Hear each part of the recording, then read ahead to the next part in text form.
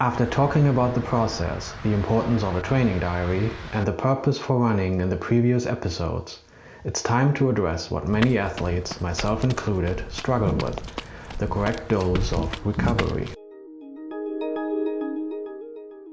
Running requires calculated risks. If you don't push yourself physically and mentally, you'll never reach your potential. But pushing hard can easily go that one step too far. Even professionals run into that problem, as stories of niggles, injuries, or other health complications before races frequently show. Trying to balance the dangers of doing too much without risking doing too little, though, feels oddly exciting, despite the risks, frustrations, and non-running activities involved. Not to mention rewarding when it works out. I'll come back to that in the next and final episode. My formula is a constant work in progress, every niggle that reveals itself a chance to learn and grow. The basic principle goes like this: listening skills plus a will to recover plus a patience for one's body equals a good chance of running consistently. The following 7 weeks of my 2021 marathon training fill that formula with a bit more life.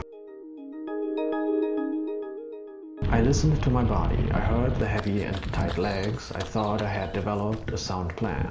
With hindsight, though, pushing volume to 65 miles per week while also pushing intensity was simply a tad too much for my body. Weeks 11 and 12 were a hard cut.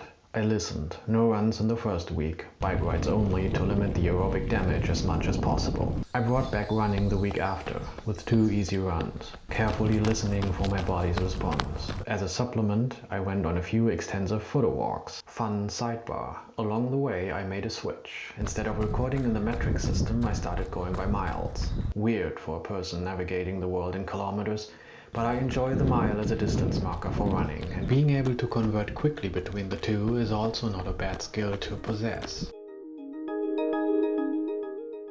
Anyway, recovery is an essential part of endurance sports. Rest days, decent sleep, eating and drinking decently, but also active recovery. Those photo walks were active recovery for me, the bike rides also, and I increased the time spent with strength and mobility training, which is a topic in itself really. Besides all of those little things, the next 2 weeks included a gradual but slow increase in running. Mileage up, numbers of runs up, intensity up, carefully. Important task along the way: keep listening.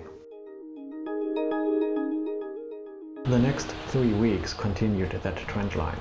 Up to 4 runs, up to 47 miles per week, I kept listening, tried to recover, and tried to stay patient with my body. The legs responded nicely, 1 day at a time. But there's always the fear that you're still pushing too much too soon. In the end, though, the patience leads you back.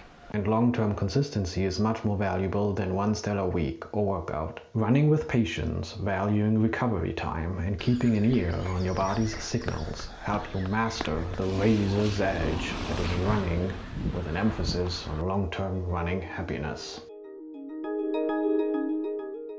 I show you how I fared during my first attempt at covering the marathon distance, talk about failures and successes, lessons learned, and what happened in the months after the trial. Until then, happy running.